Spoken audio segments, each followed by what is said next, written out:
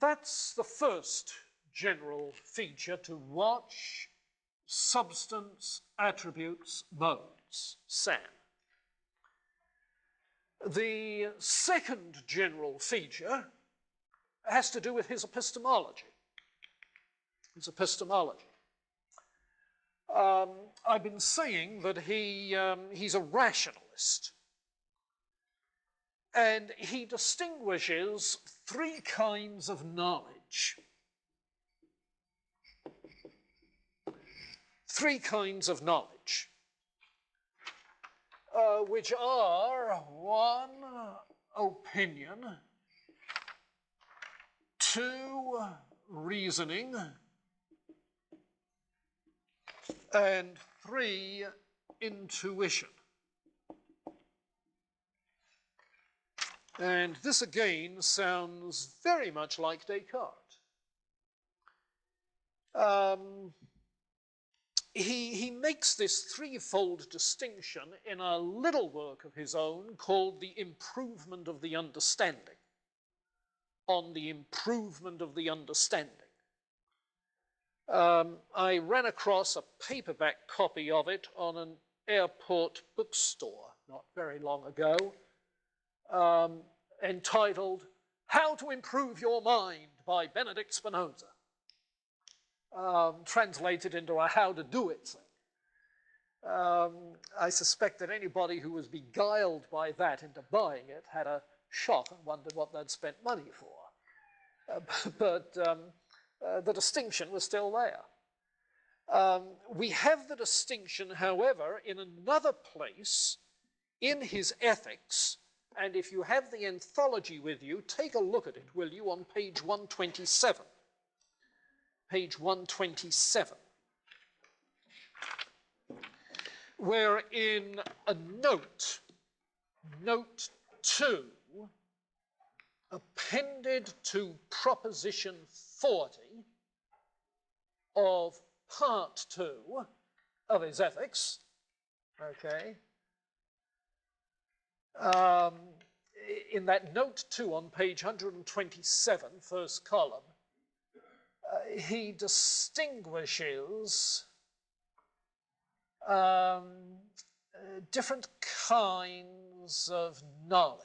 And halfway down the column, there is knowledge of the first kind, italicized, opinion or imagination. And those two refer to the 1 and 2 immediately above. Opinion has to do with fragmentary awareness of particulars. And 2 has to do with the ideas that symbols, words, arouse in the imagination. Okay? So opinion or imagination is number 1. Number 2, reason or knowledge of the second kind, because we have, as he puts it, notions common to all men, adequate ideas of the properties of things.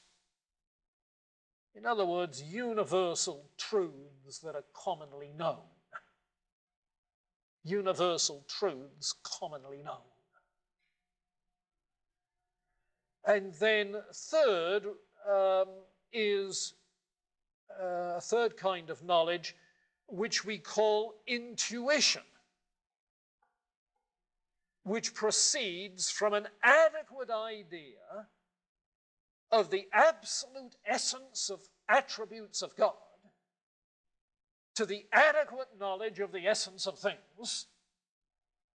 Now, obviously, he's talking here in intuition of something which is absolutely certain, which is completely indubitable. You'll find he speaks of this in terms of clear and distinct ideas. Descartes. And he uses the phrase adequate ideas most often when he wants to refer to what is intuitively certain. Remember, the way in which Descartes used clear and distinct was to say, so clear and distinct as to be beyond all doubt. Now, that's what makes it adequate. It's beyond all doubt. So clear and distinct as to be beyond all doubt, intuitively certain. Adequate ideas. Now, watch for that notion of adequate ideas. He obviously is not going to give much credence to opinion and imagination. The knowledge you have that way is fragmentary, it's confused, it's empirical, it deals only with contingent matters, it's involved with the illicit associations of language due to customary usages. Okay? That's the way religious language is, he says.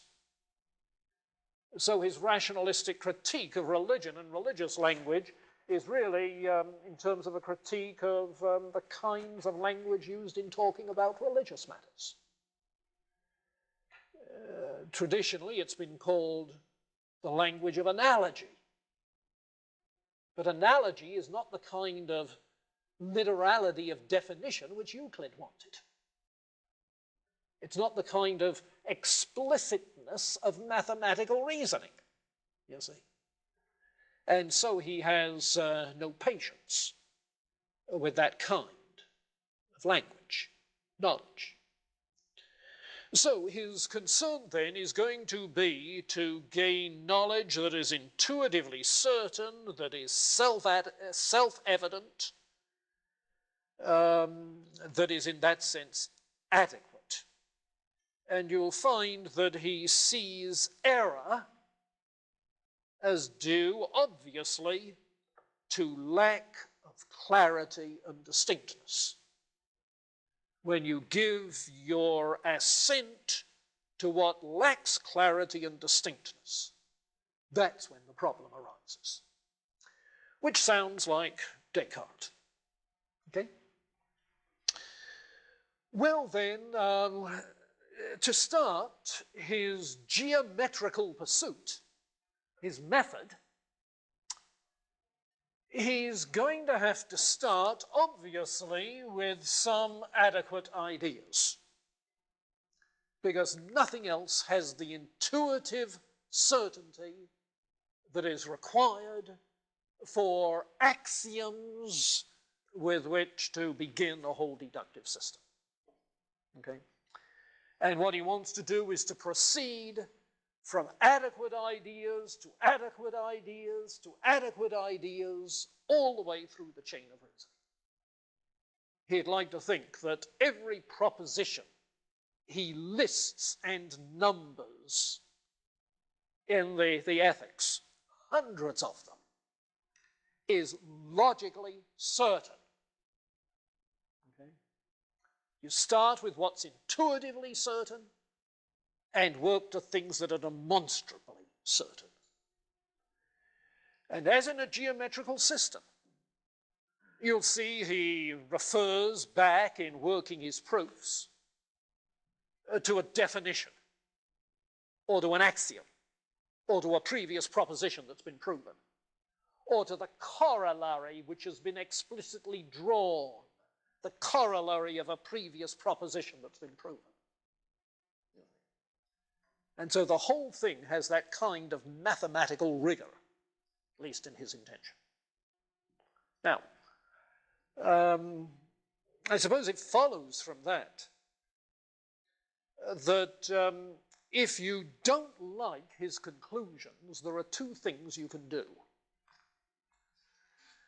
One is to question his definitions and axioms. Are the axioms axiomatic? Really? Are the definitions arbitrary? Defensible? You know, how do you define definition? You think? Is a definition something we choose in the sense that we decide how this word is going to be used, like in Alice in Wonderland.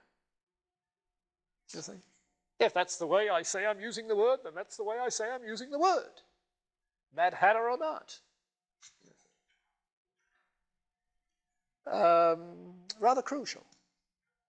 The philosophy of language begins to emerge in the 17th century as crucial.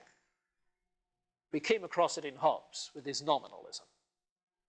I mentioned to you that I was working on Hobbes currently, and even since we did Hobbes 2 weeks ago, I've discovered places where Hobbes says that the problems that arise with other views is because of the way people have given meanings to words. Thinking begins with definitions. Yeah, and for a nominalist, wouldn't you expect that? You see? Not with ideas, but with words. It's where thinking begins. So, okay. Any questions, comments before we dive right into it? Those two general features. Okay, if the first one has to do with substance, attributes, and modes, the second one has to do with the leftovers, namely opinion, reason, and intuition.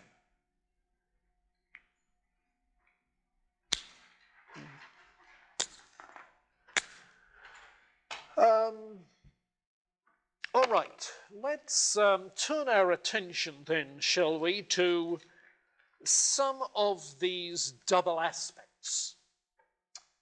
And that's what's going to have to occupy us for the rest of Spinoza. So, God and nature. God and nature. Turn in the anthology to page 110 and look at the definitions.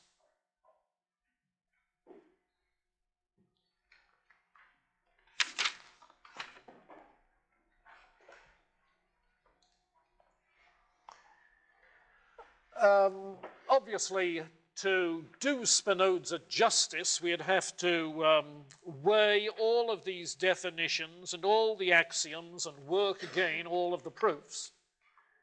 Though Kaufmann has omitted a lot. This is a selection after all. But I just want to catch one or two of the proofs that stand out as being very significant. The first definition shouldn't surprise you. By that which is self-caused, I mean that of which the essence involves existence, that of which the nature is only conceivable as existent. Now, that's the scholastic way of talking about God, whose essence involves existence. That was the basis for Descartes' argument for the existence of God in Meditation 5, his ontological argument, from the concept of God as one whose essence involves existence. Okay? Then look